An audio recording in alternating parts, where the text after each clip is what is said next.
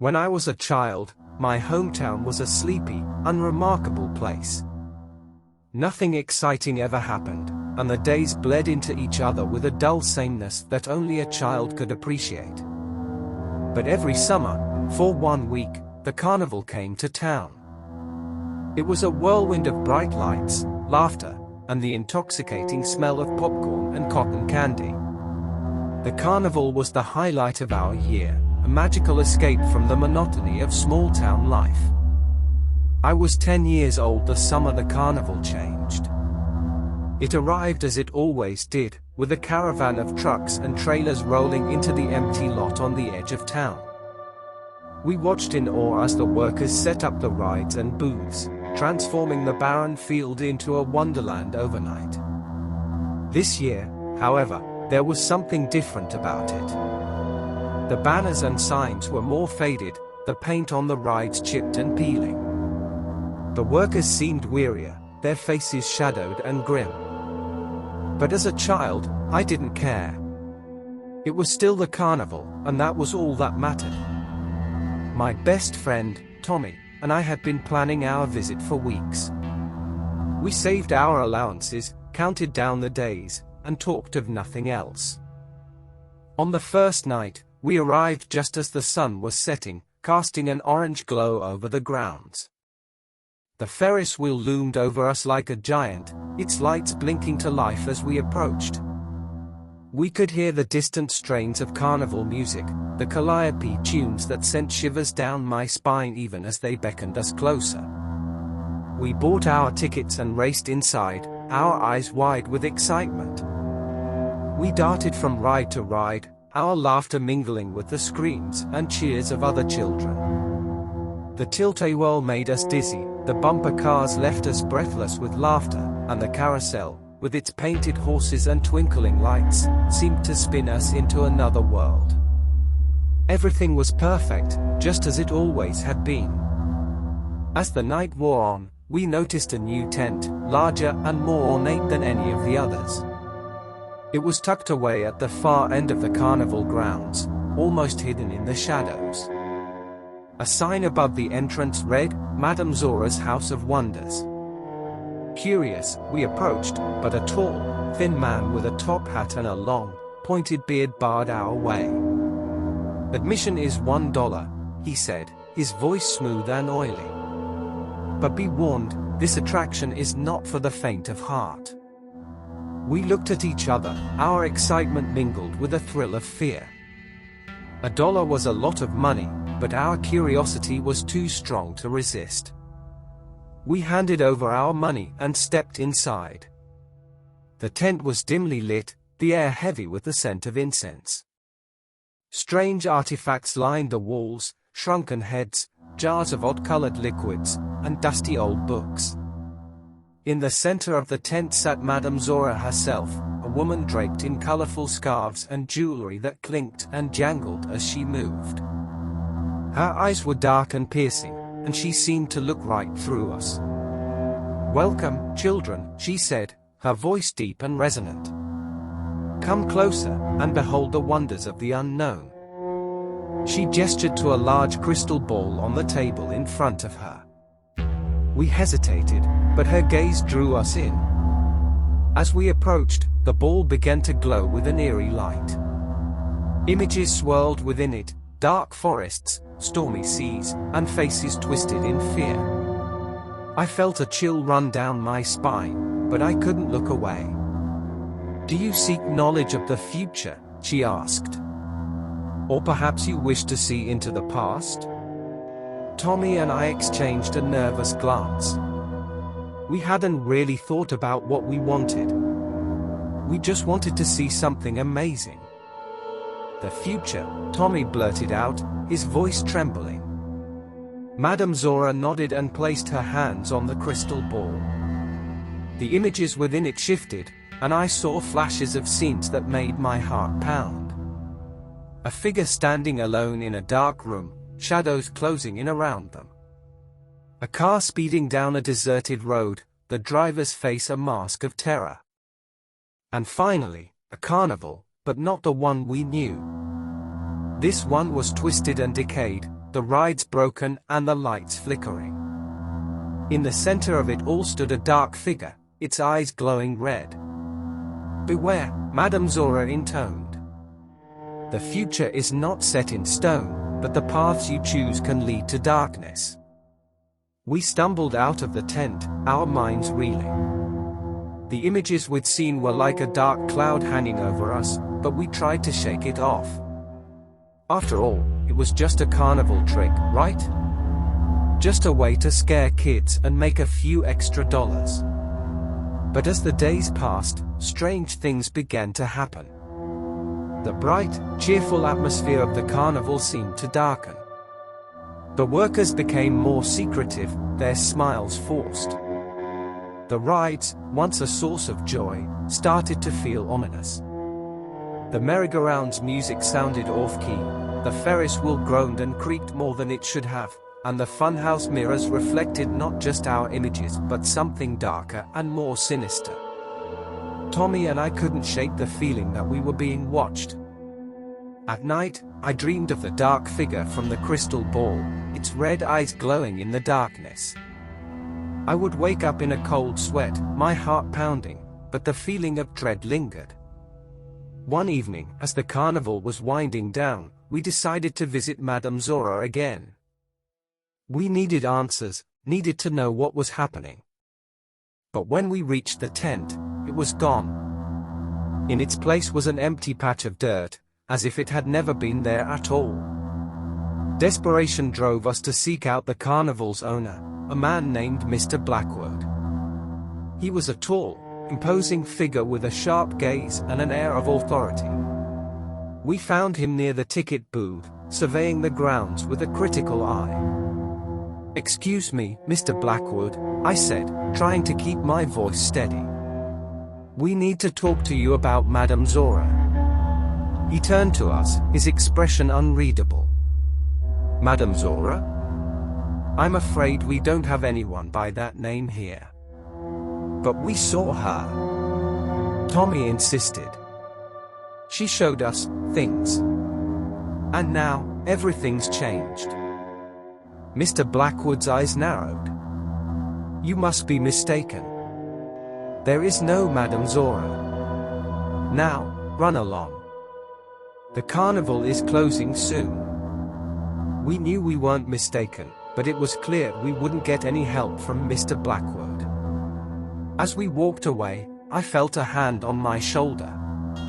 I turned to see one of the carnival workers, a young woman with haunted eyes. "I believe you," she whispered.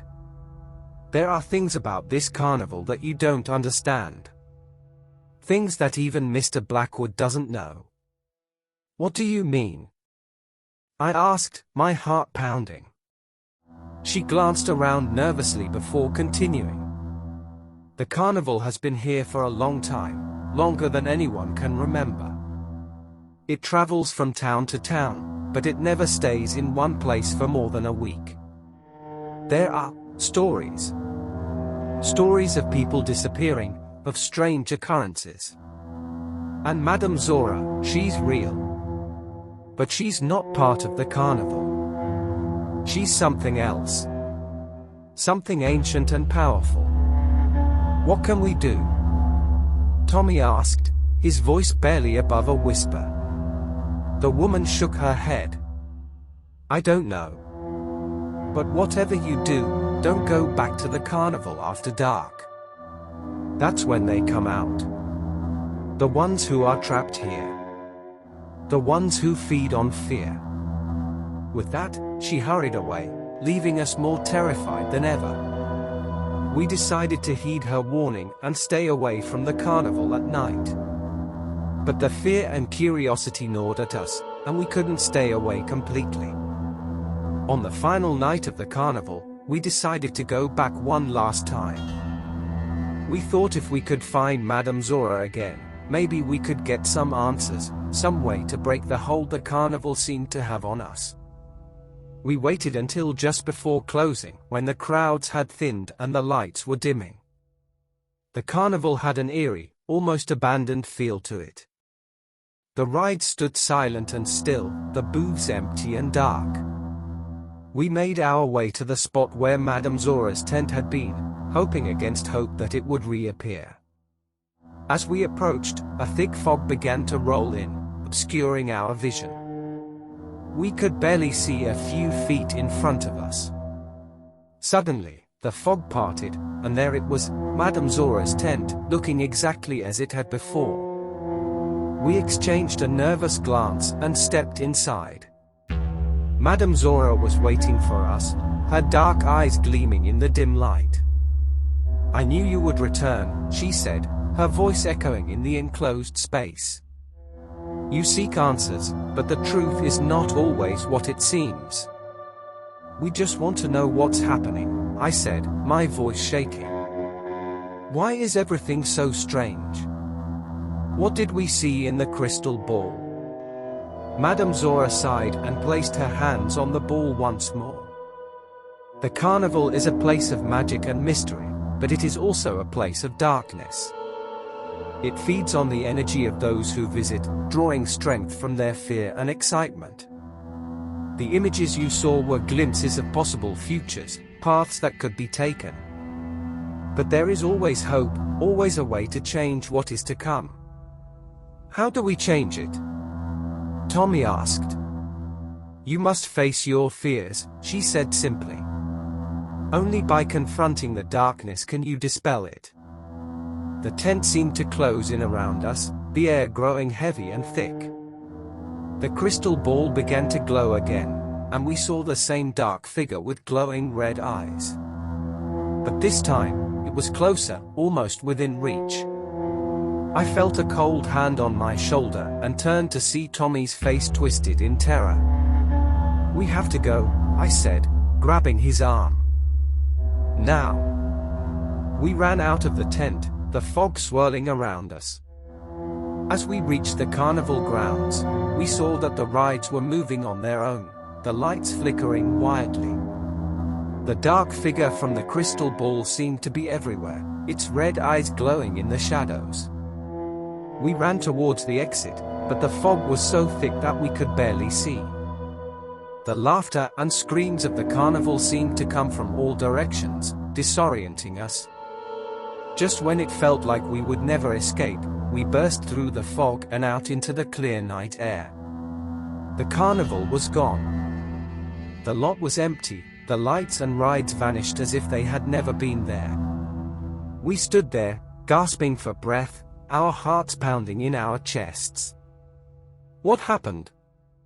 Tommy asked, his voice shaking. "I don't know," I replied. "But I think we did it. We faced the darkness and we made it out."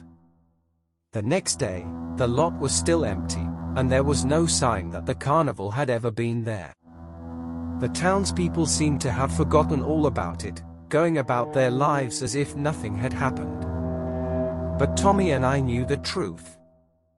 We had seen the darkness that lurked within the carnival, and we had faced it together. Years later, I still think about that summer, about Madame Zora and the dark figure with the glowing red eyes. I never went back to another carnival, and I lost touch with Tommy as we grew older. But sometimes, on quiet nights, I can still hear the faint strains of carnival music, and I remember the fear and the wonder of that long-ago summer. And I wonder if the carnival will come again, bringing its magic and its darkness to another town, and to another pair of curious children.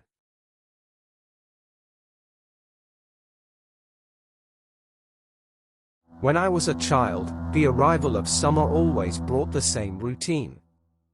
The days were long and hot, filled with the kind of boredom that only a small town can provide. But for 1 week every year, everything changed. The carnival came to town, bringing with it a burst of color, noise, and excitement. It was as if a piece of magic had landed in our sleepy town, transforming it into a place of wonder and adventure. I was 11 years old the summer the carnival turned dark.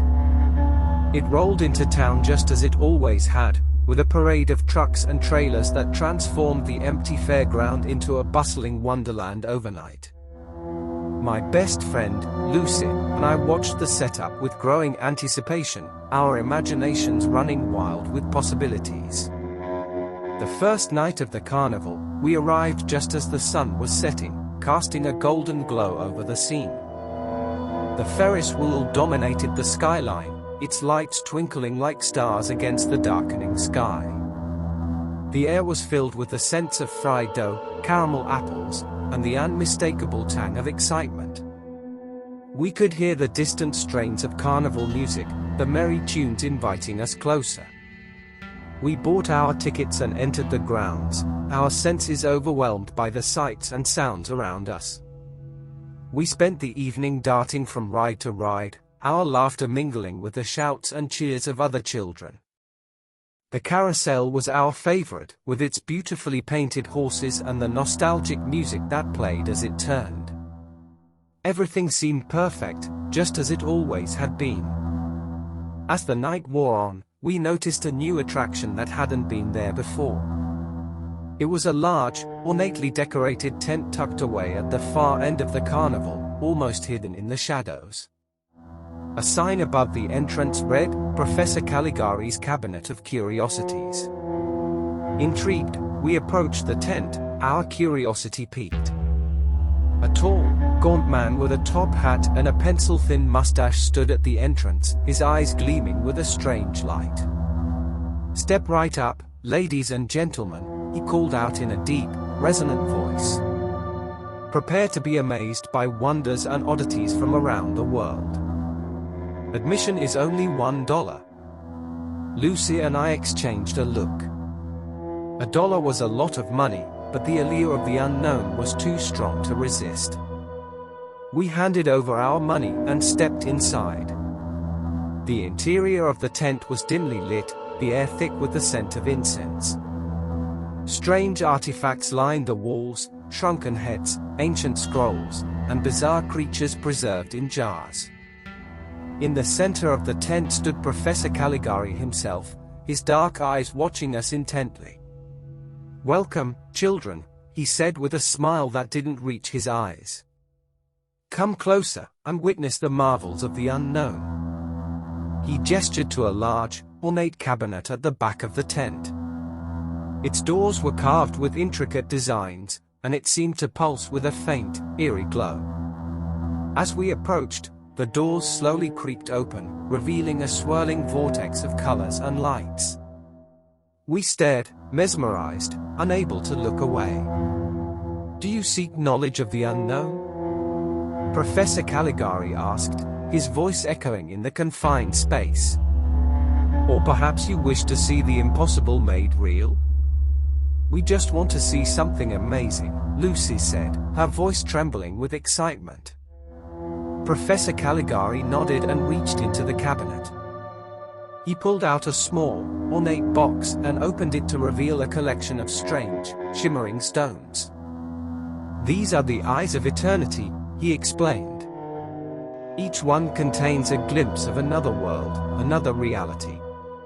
Choose one, and you will see wonders beyond your imagination." We each selected a stone, their surfaces cool and smooth in our hands. As we held them, the colors within began to shift and change, forming patterns that seemed to dance and flicker in the dim light. I felt a strange sensation, as if the world around me was slipping away. Suddenly, the tent dissolved, and we found ourselves standing in a place that was both familiar and alien. The carnival was still there, but it was different. The lights were dimmer, the rides creakier, and the laughter had a sinister edge. The people around us moved in jerky, unnatural ways, their faces pale and expressionless. "Where are we?" Lucy whispered, her voice tinged with fear. "I don't know," I replied, clutching the stone tightly. "But I don't think we should be here." We tried to find our way back to the tent, but the carnival seemed to shift and change around us, the pathways twisting and turning in ways that defied logic. The rides loomed over us, their once cheerful colors now faded and peeling. The music was distorted, a haunting melody that sent shivers down my spine. As we wandered through this strange, twisted version of the carnival, we began to notice figures watching us from the shadows. Their eyes glowed with an unnatural light, and their movements were slow and deliberate. They seemed to be following us, their presence growing more menacing with each passing moment. "We need to get out of here," Lucy said, her voice shaking. "We need to find Professor Caligari and make him send us back." But finding our way back was easier said than done. The carnival had become a labyrinth, its pathways leading us in circles. The figures in the shadows drew closer, their glowing eyes fixed on us. We could hear their whispers, a low, insistent murmur that filled the air. Finally, we stumbled upon the tent once more, its entrance a dark, gaping maw. We rushed inside, our hearts pounding in our chests. Professor Caligari was waiting for us, his expression calm and composed. "Ah, you have returned," he said, his voice smooth and unruffled. "Did you enjoy your journey? Send us back," Lucy cried, holding out her stone. "We don't want to be here anymore." Professor Caligari's eyes flicked to the stones in our hands, and he nodded. "Very well," he said, his tone measured. "But remember, the journey you took cannot be undone. The knowledge you gained cannot be forgotten." He took the stones from us and placed them back in the cabinet. As he did, the swirling vortex reappeared, its colors and lights drawing us in. The world around us began to shift and blur, and we felt ourselves being pulled back to reality. When we opened our eyes, we were standing in the tent once more. The artifacts were back in place, and the eerie glow had faded. Professor Caligari was gone, and the cabinet was closed and locked. We stumbled out of the tent, the cool night air a welcome relief. The carnival was as it had been before, bright and cheerful, with the sounds of laughter and music filling the air. But something had changed. The magic had lost its luster, replaced by a lingering sense of unease. Lucy and I didn't speak of what had happened, but we both felt it. The carnival had shown us a glimpse of another world, a darker reality that we couldn't unsee. As the days passed, the memory of that night faded, but the feeling of dread lingered. Years later, I still think about that summer, about Professor Caligari and the strange, twisted carnival. I lost touch with Lucy as we grew older, but I know she remembers too. Sometimes, on quiet nights, I can still hear the faint strains of distorted carnival music, and I wonder if the carnival will return, bringing its enchantment and darkness to another town, and to another pair of curious children.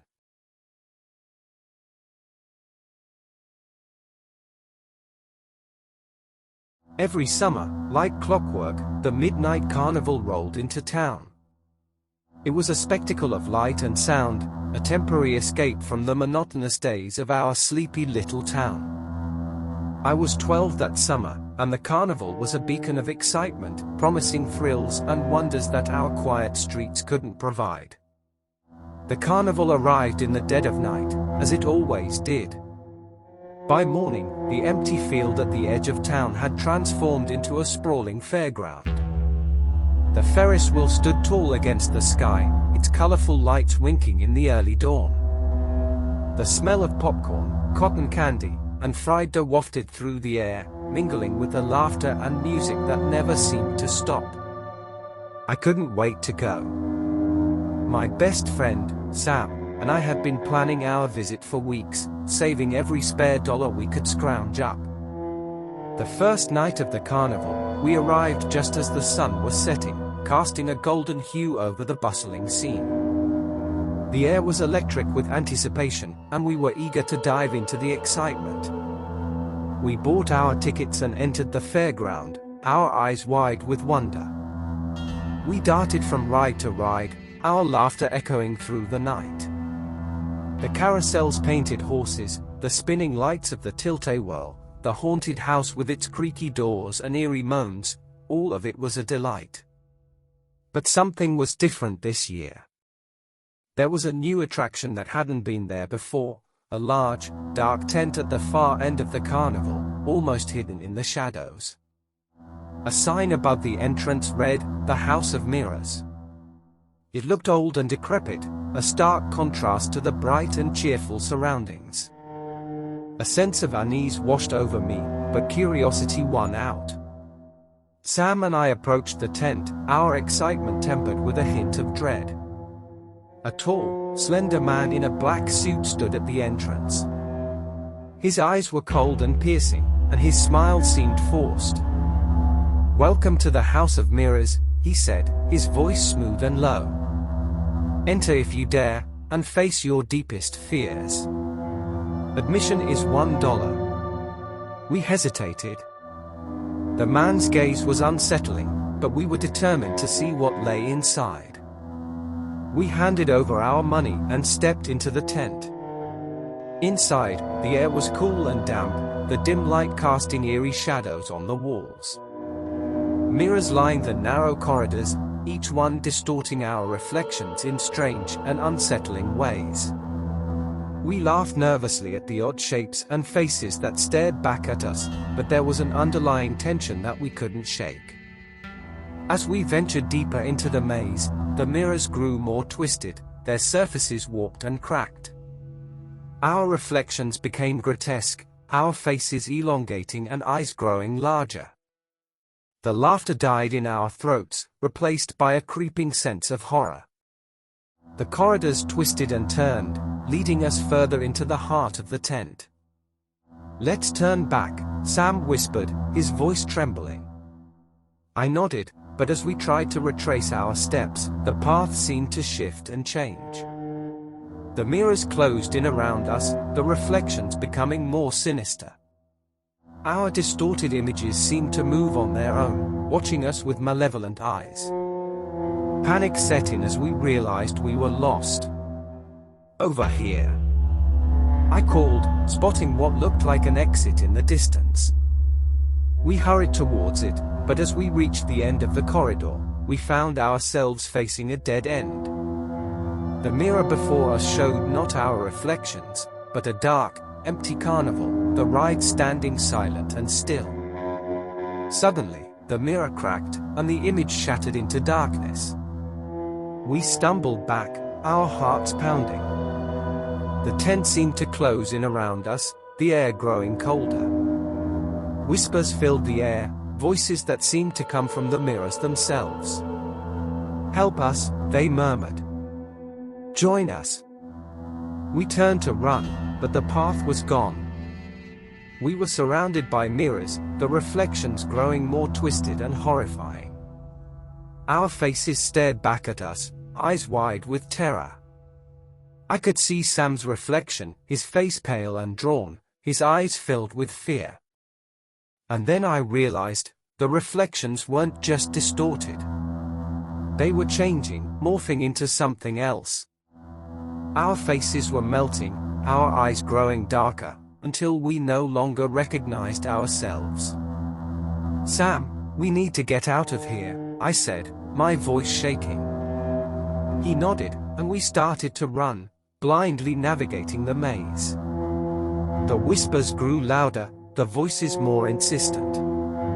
The mirrors seemed to close in on us, the reflections reaching out with twisted hands. I felt a cold touch on my arm and screamed, but when I turned, there was nothing there. We finally burst through a narrow passage and stumbled out into the open air. The carnival was still there, bright and lively, as if nothing had happened. We looked back at the tent, its dark entrance now silent and still. The tall man in the black suit was gone. We didn't speak of what had happened inside the House of Mirrors. We spent the rest of the night trying to enjoy the carnival, but the sense of dread lingered. The rides, once a source of joy, now felt ominous. The laughter of the other children seemed tinged with an edge of fear. As the night wore on, we decided to leave. We walked home in silence, the memory of the House of Mirrors haunting our thoughts.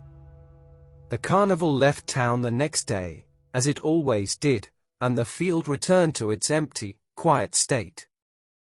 But the experience stayed with us. Years later, I still think about that summer, about the house of mirrors and the twisted reflections that watched us.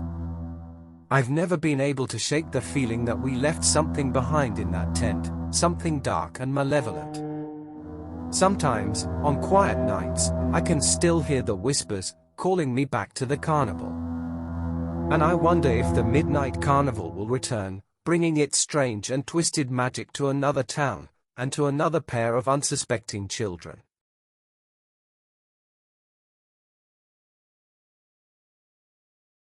It was the summer of 1998 when the Darkwood Carnival rolled into our small town.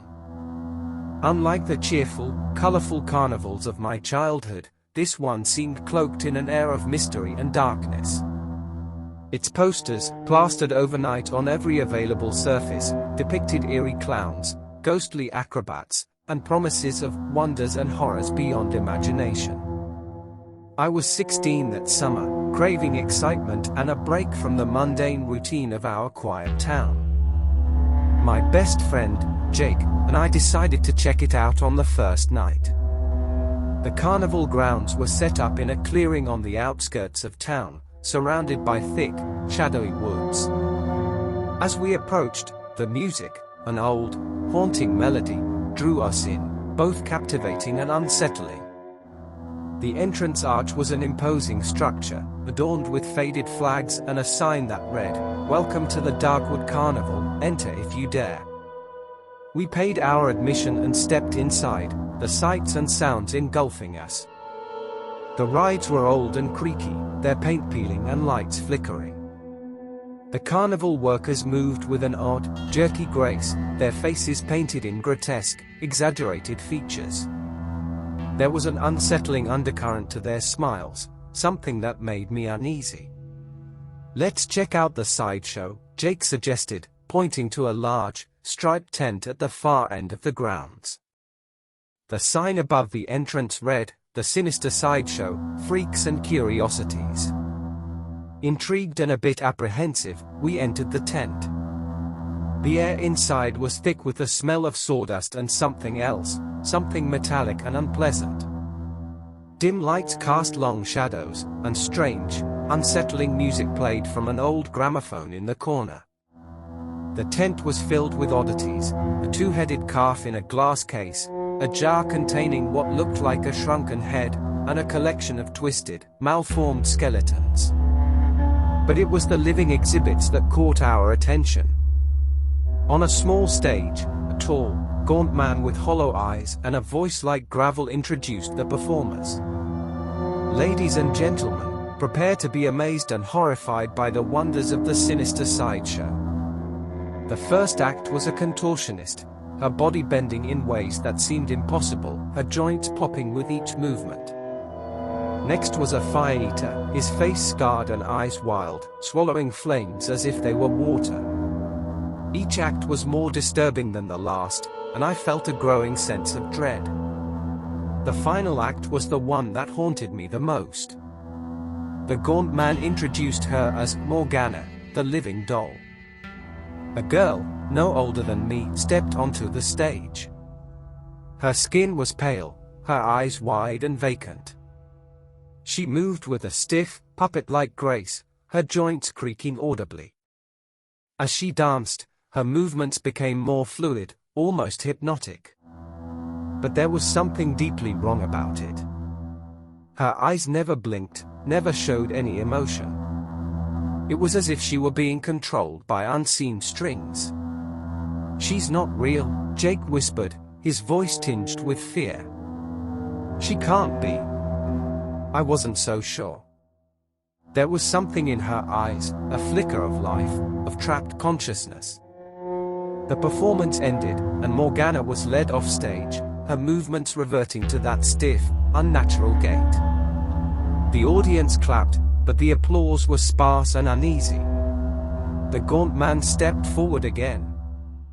"Thank you, ladies and gentlemen. The Sinister Sideshow is now closed. We hope you enjoyed the show." We left the tent in silence, the haunting image of Morgana lingering in my mind.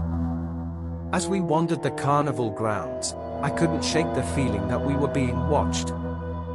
The workers' painted faces seemed to follow us, their smiles growing more sinister with each glance. "Let's get out of here," Jake said, his voice trembling. "This place gives me the creeps."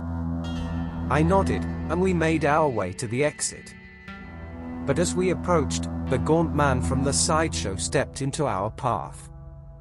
His eyes bored into mine, and I felt a chill run down my spine.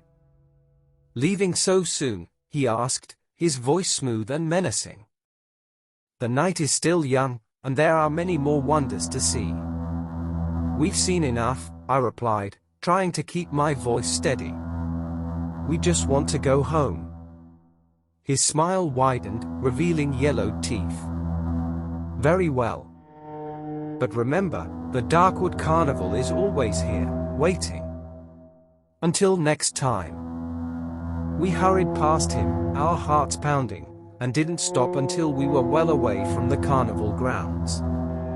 That night, I couldn't sleep. The image of Morgana, the living doll, danced in my mind, her vacant eyes staring into nothingness.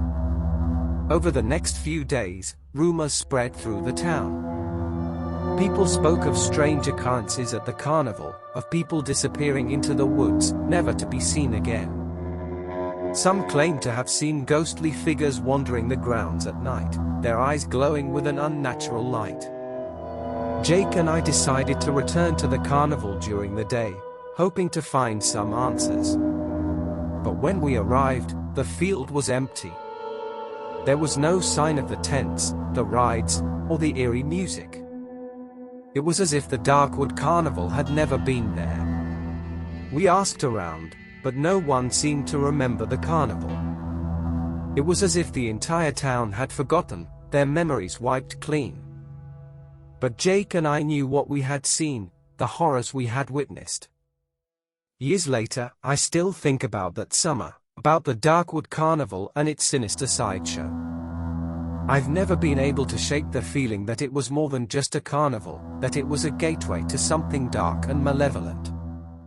Sometimes, on quiet nights, I can still hear the faint strains of that haunting melody, and I wonder if the Darkwood Carnival will return, bringing its horrors to another unsuspecting town, and to another pair of curious teenagers.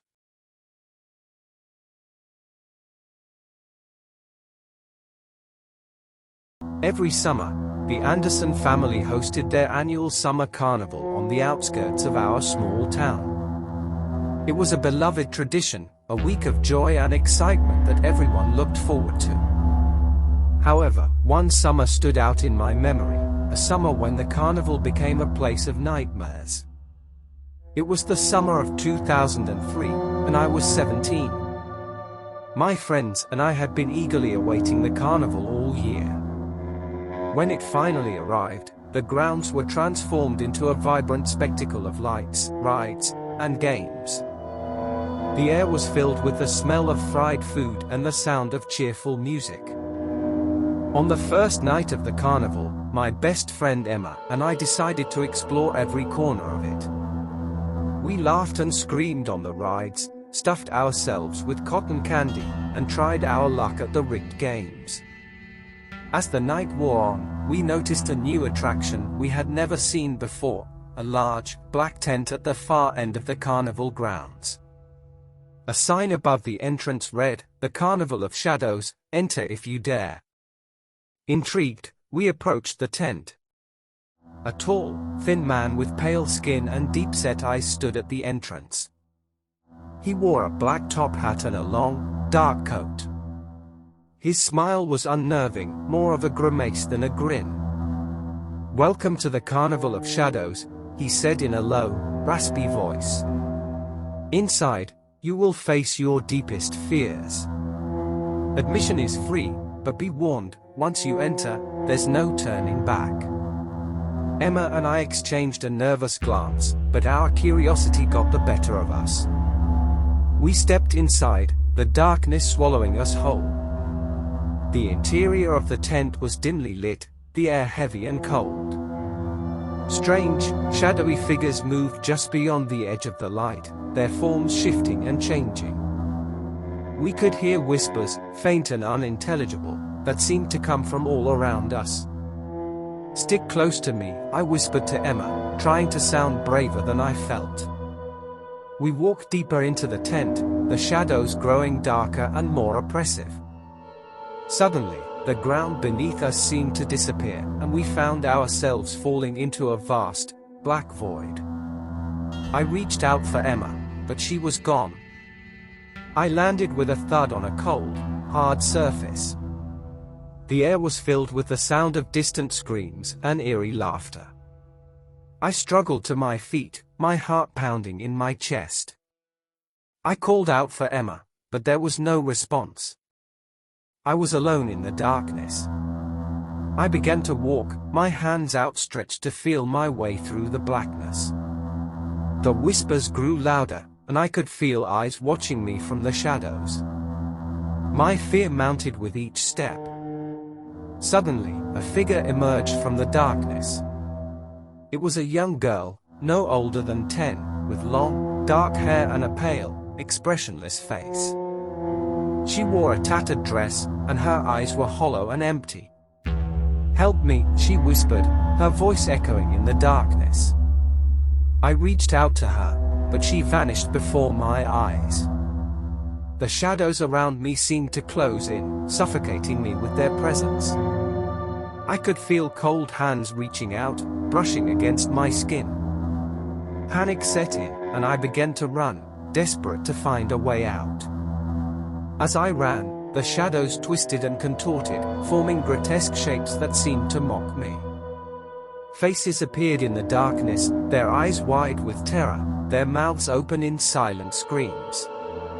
I stumbled and fell, the cold ground scraping my hands and knees. "Emma!" I shouted, my voice echoing through the void. "Emma, where are you?" A faint, distant cry reached my ears. It was Emma's voice, calling for help. I pushed myself to my feet and ran towards the sound, my heart pounding in my chest. I found her in a small, dimly lit room at the center of the tent. She was trapped in a glass box, her hands pressed against the glass, her face pale with fear. "Emma!" I cried, rushing to her side. "Hold on, I'm going to get you out of there." But as I reached for the glass, the shadows closed in around me. The tall man from the entrance appeared, his dark eyes gleaming with malevolence. "She is ours now," he said, his voice dripping with malice. "And soon, you will be too." I fought against the shadows, but they were too strong. They wrapped around me, pulling me into the darkness. I could feel their cold, clammy hands on my skin, their whispers filling my ears. "Join us," they whispered. "Join us in the shadows." I struggled and fought, but it was no use. The darkness engulfed me, and I felt myself slipping away. The last thing I saw was Emma's terrified face, her eyes pleading for help. When I woke up, I was lying on the ground outside the tent. The carnival was gone, the field empty and silent. Emma was nowhere to be found. I searched for her, but it was as if she had vanished without a trace. No one in town remembered the Carnival of Shadows, and the police dismissed my story as a nightmare brought on by stress. But I knew the truth. The Carnival of Shadows was real, and it had taken Emma. Sometimes, on dark, quiet nights, I can still hear her voice, calling to me from the shadows. And I know that one day, the carnival will return, and I will have to face the darkness once more.